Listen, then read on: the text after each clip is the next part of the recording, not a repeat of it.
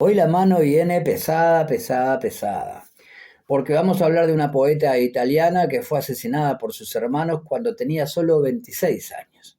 Se llamaba Isabella de Morra o Isabela Morra y vino a este mundo en 1520 y en 1546, ya como dijimos, fue brutalmente asesinada por sus hermanos, a los que verdaderamente no sabemos cómo calificar.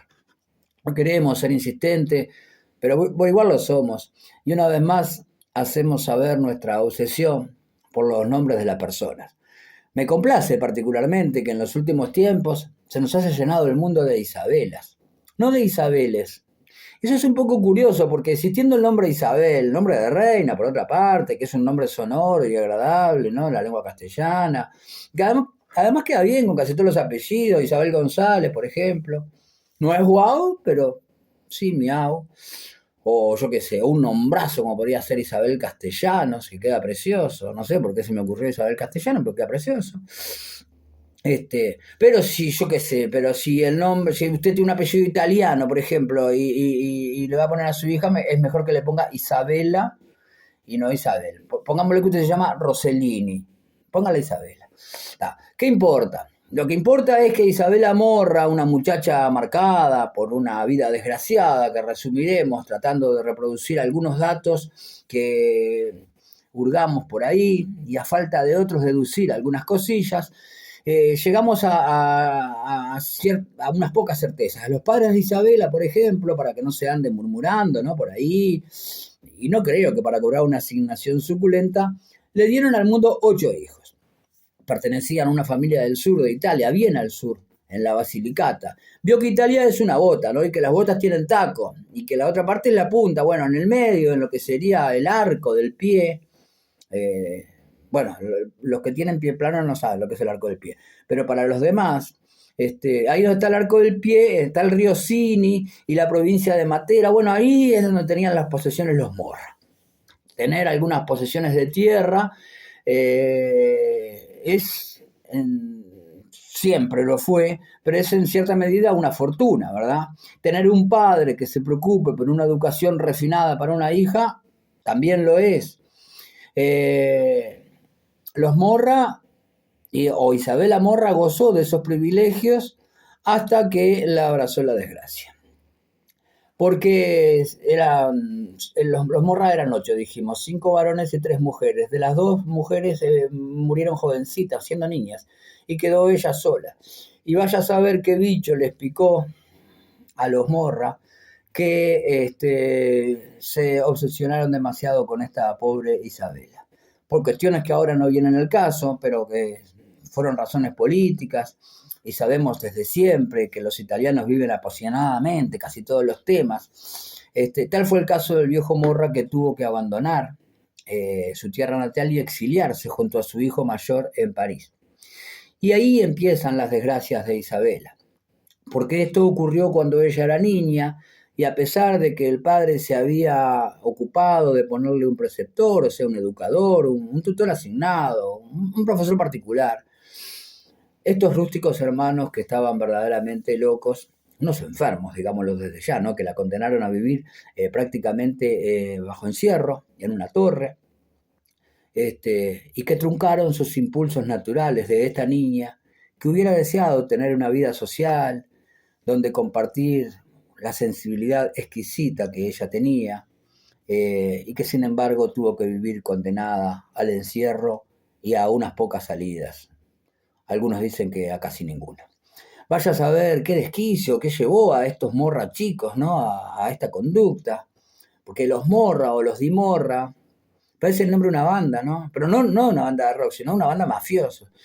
Así como existieron los Tumani o algunas de las bandas actuales, no doy nombres porque sé que muchos de ellos miran estos videos culturales y quizás me zarandeen, y yo a esta altura no ando con ganas de ser zarandeado.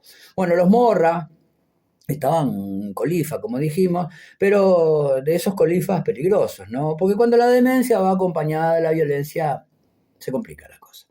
Quiso el destino que un poeta español casado con una tana, casado y con hijos, ¿no? Igual que la serie esa de que Canal 4 repitió ya más o menos unas 30 veces. Bueno, y parece que lo va a repetir alguna más. Ese poeta se llamaba Diego Sandoval, dijimos, vino a vivir en una finca pegada a las posesiones de los Morra. Estaba casado y con hijos, dijimos. Diego Sandoval es un nombrazo, tanto para poeta es flor de nombre, y era lo que era. Pero podía haber sido jugador de fútbol, y es terrible nombre de jugador de fútbol, de defensa, lo veo. Había un Sandoval, Juan Peñarol cuando yo era chico, o incluso de cantor de tango, o cantor melódico también. Diego Sandoval es un buen nombre para muchas cosas.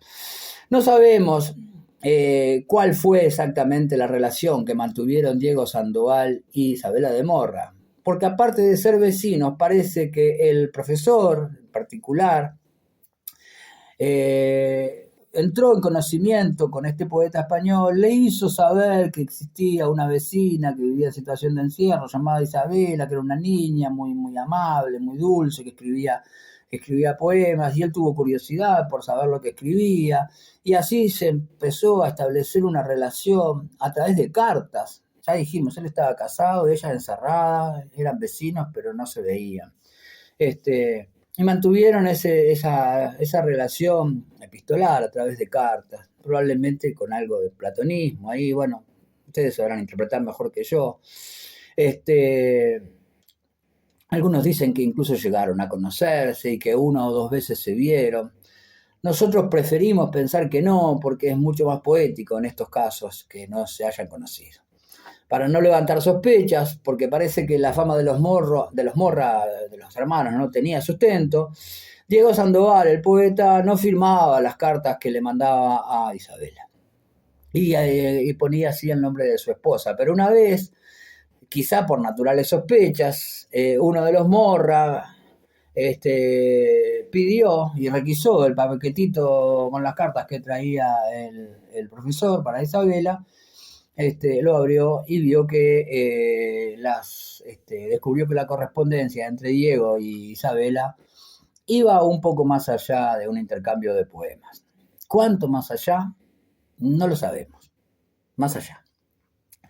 Con el pretexto de ejercer el honor ultrajado y de defender los valores patriarcales y vengar semejante osadía de parte de los tres implicados en los hechos, ¿no? Diego, Isabela y el intermediario profesor, y creyendo que, quiero suponer que esos amores prohibidos se habían concretado, le dieron paquetenga al profesor y a Isabela. Le dieron muerte a puñaladas. Y parece que como eso no alcanzó, un tiempito después también le dieron muerte al poeta Diego Sandoval, pero no lo apuñalaron, sino que lo mataron con tiros de arcabuz. Los Morra tuvieron que huir del lugar después del desastre que hicieron, y parece ser que el más chico, que no estaba implicado en los hechos, que se llamaba Camilo, luego se hizo grande, tuvo un hijo llamado Marco Antonio, todo junto ese Marco Antonio, ¿no? No como el Marco Antonio de Cleopatra, de Cleopatra, digo. Este Marco Antonio, todo junto, sobrino de Isabela, unos años después tuvo la feliz idea de empezar a escribir la historia de su familia, y es probablemente gracias a él que tuvimos noticia de estos horrores y de la existencia de estos desgraciados personajes. Gracias, Marco Antonio. Lo que nunca faltan, y ojalá nunca nos falten, son esos chusmas, hurgadores, indagadores, investigadores, me refiero, encontraron entre las pertenencias de Isabela 13 poemas de esta desgraciada poeta, 10 sonetos y 3 canciones. En todos ellos está la expresión de un alma desgarrada que maldice su mala suerte, se queja de la fortuna, que es lo mismo que decir quejarse del destino, por haber sido tan cruel con ella, por tener que vivir entre bestias y por privarla de todo aquello que merece ser vivido por cualquier ser humano. Hay en algunos de sus poemas atisbos de un reclamo feminista por la situación de presión que vivía de parte de sus hermanos varones, y como todo aquel que vive en una situación de encierro, hay constantes referencias al paisaje que ella no puede disfrutar, pero que divisa desde la ventana de su torre. Y por ello le habla muchas veces a la naturaleza, lamentándose de sus desdichas. Desde allí mismo, desde su prisión en una torre donde se divisa el mar, espera con la esperanza absurda, como dice el tango, que venga a salvarla a su padre. aquel que un día partió y que jamás sabremos ni los pormenores ni los pormayores que hicieron que jamás regresara, pero que Isabela veía siempre como un salvador que venía a liberarla de la crueldad, de la irracionalidad y de la locura de sus hermanos. Uno de los 13 poemas dan cuenta de este sentimiento. Las palabras de Isabela son más o menos las que siguen. Es la mejor traducción que pude encontrar. Desde lo alto de un monte, donde se divisa el mar, me asomo yo, expectante, tu hija Isabela, por si en el horizonte aparece algún navío que me traiga noticias de ti, Padre mío. Pero mi adverso y despiadado sino no permite que llegue consuelo alguno, y a mi triste corazón, tan falto de cariño y de la cálida esperanza, se transforma en llanto. Porque no veo en el mar remo ni vela, así de desierto está para mi desgracia, y la ola rompe solo cuando la mueve el viento. Contra el destino levanto entonces yo mis quejas, y solo escucho la amargura y el lamento como única canción de mi tormento. Agregar algo después de estas sentidas expresiones sería un sacrilegio, o sea, profanar algo sagrado. En este caso se convertiría además en un doble sacrilegio, porque estropearíamos a la poesía y a la vez seríamos irrespetuosos con los puros y auténticos sentimientos de esta muchacha llamada Isabela de Morra, que ya bastante tuvo en la vida como para que todavía vengamos nosotros a estropear sus decires y sus sentires. Todo aquel que en lo alto de una torre, o en el llano, o en el lugar que sea, esperó con desesperación la llegada de alguien que venga a salvarlo, sabrá cómo se puede vivir con esperanza, aun cuando ésta no nos envía señales de su llegada.